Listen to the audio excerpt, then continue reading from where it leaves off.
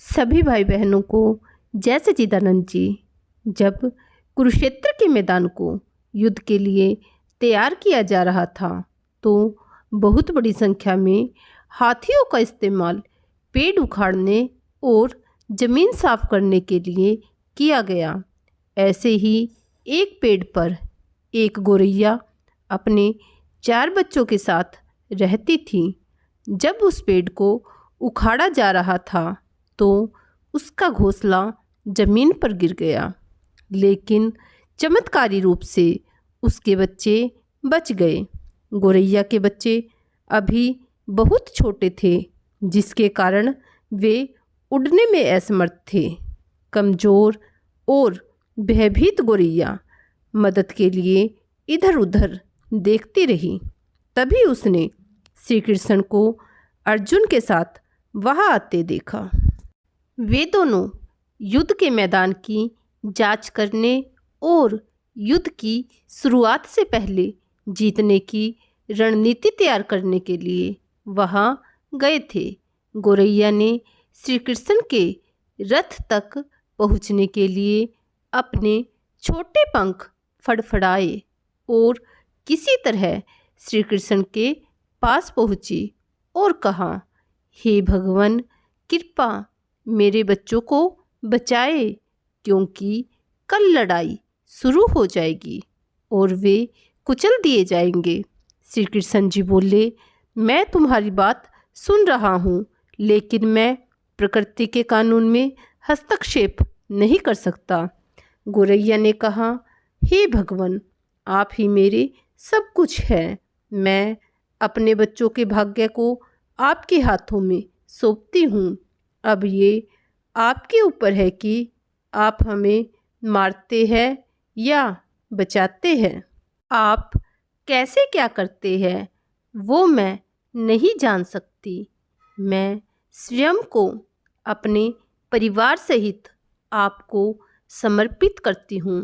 श्री कृष्ण जी बोले, अपने घोंसले में 3 सप्ताह के लिए भोजन का संग्रह करो।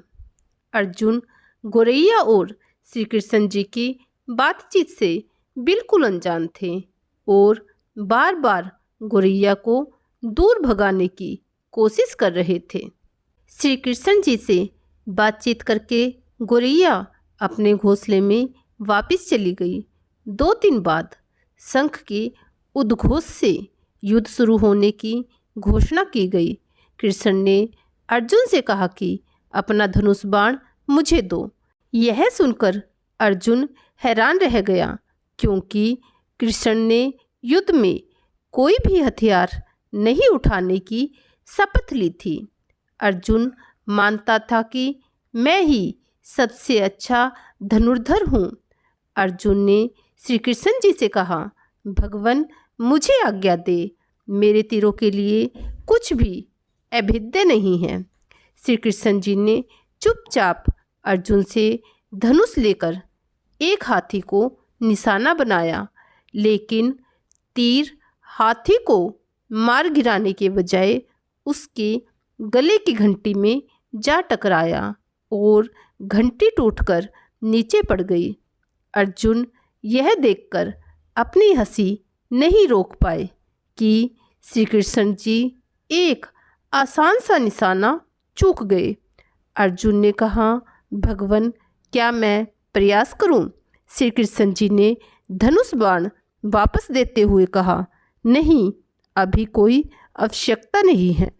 अर्जुन ने पूछा, लेकिन केशव, आपने हाथी को तीर क्यों मारा? श्री कृष्ण जी ने कहा, क्योंकि उस हाथी ने गौरैया के घोंसले को, जो कि एक पेड़ पर था, उसको गिरा दिया था।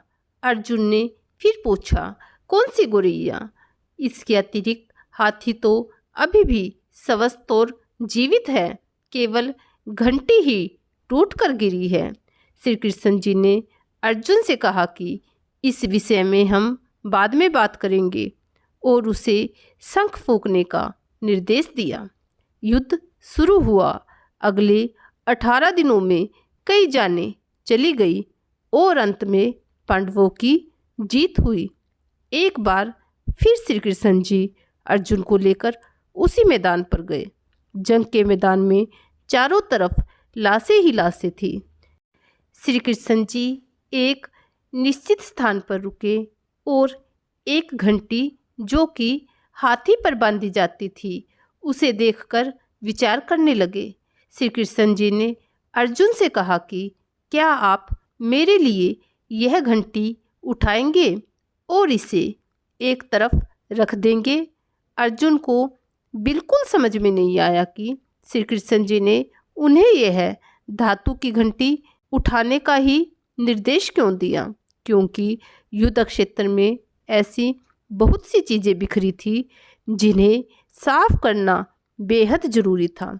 श्री कृष्ण जी ने फिर दोहराया, हाँ, यह घंटी, यह वही घंटी है जो हाथी की गर्दन पर बंधी थी और जिस पर मैंने तीर मारा था। अर्जुन जैसे ही भारी घंटी उठाने के लिए नीचे झुका और जैसे ही अर्जुन ने इसे उठाया तो अर्जुन की दुनिया हमेशा के लिए बदल गई। 4 युवा पक्षियों और उसके बाद एक गोरैया उस घंटी के नीचे से निकले। बाहर निकल के माँ और छोटे पक्षी श्री कृष्ण जी के इर्द गिर्द मंडराने लगे और बड़े आनंद से उनकी परिक्रमा करने लगे। 18 दिन पहले काटी गई एक घंटी ने पूरे परिवार की रक्षा की थी। अर्जुन ने श्री कृष्ण जी से कहा, हे भगवान, मुझे माफ़ करें।